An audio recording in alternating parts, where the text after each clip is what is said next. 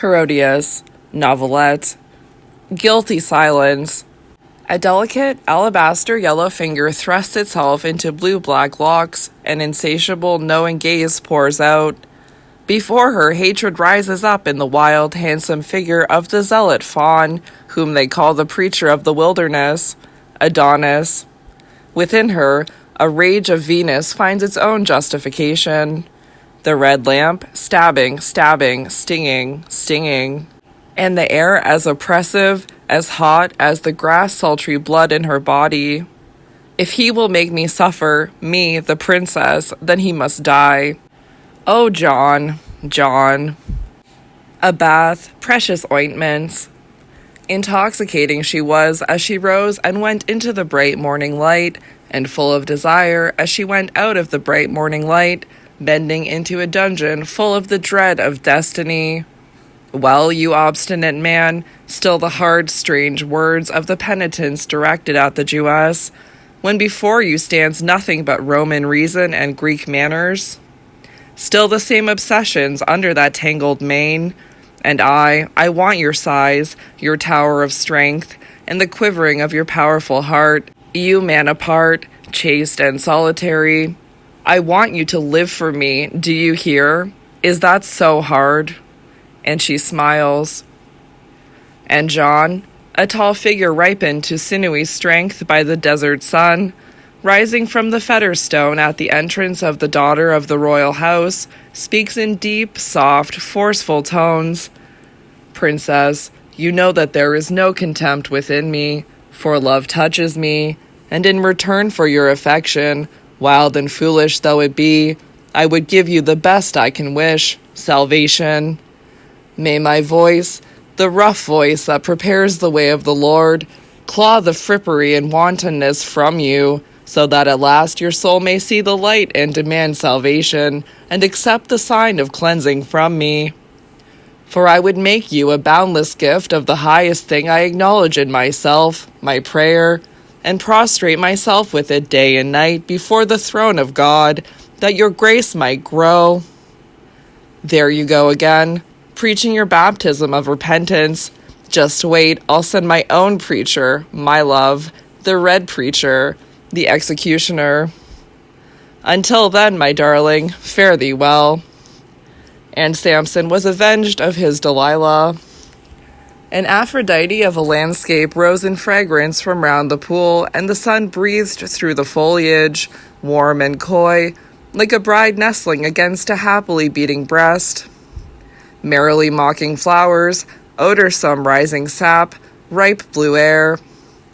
Everything received its due, and she, reduced to wretchedness for such a rough recluse, full of determination, she went in. Now she wanted peace, a clean cut off the member that was irritating her because of the hostile refusal in the mind of the man to whom it was attached. Puzzled, Herod looked up, Herod, who had not yet sacrificed the Semitic, almost Assyrian splendor of his locks to curt Roman imperiousness. What is she doing? And what does she look? Then there is a chinking of fine chains, a glimmer, and a shimmer of the folds in the shot silk of the dancing, teasing garment. The arm, like a butterfly brushing the swaying cloth, the delicate arm, whispers, "Do me no harm." Folds and limbs in grace swing and begin to race, and movement blossoms into motion, the drift of a friendly smile. A Medusa turned friendly a while, and once more menacing darkness clouds the features, which just now shone with such feigned allure. A Medusa's head, with snakes garlanded, in noble, horrific, petrifying constancy. And he awakes as from mesmeric sleep, sighing heavily, completely drained he almost has to pinch himself, and now, intoxicated, the seal of a sumptuous, thoroughly royal kiss is placed on cunning, smoldering, close-drawn patience. And trembling almost, he throws open all the gates of generosity. What do you want, Herodias? What do you want for that marvelous, caressing dance? It has sucked out my soul. What do you want, my daughter? what it is worth, its due reward, the head of John. Then take it. Ill and exhausted, at the end of both desire and affection, Herod turns away and staggers up. But content, indeed intensely happy, ignoring her stepfather's moroseness, indifferent now to it, Herodias hurries off with the rhythm of the dance still in her step, so to speak, one of the Horae on an errand of vengeance, a Pandora pleased with her gracefully destructive mission. And she hurries to him herself.